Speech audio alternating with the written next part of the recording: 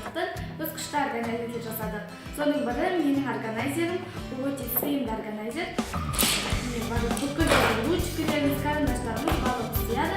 Ал егер бұндай органайзерді қалай жасау керек екенін білгіңіз келсе, видеоны бастайық.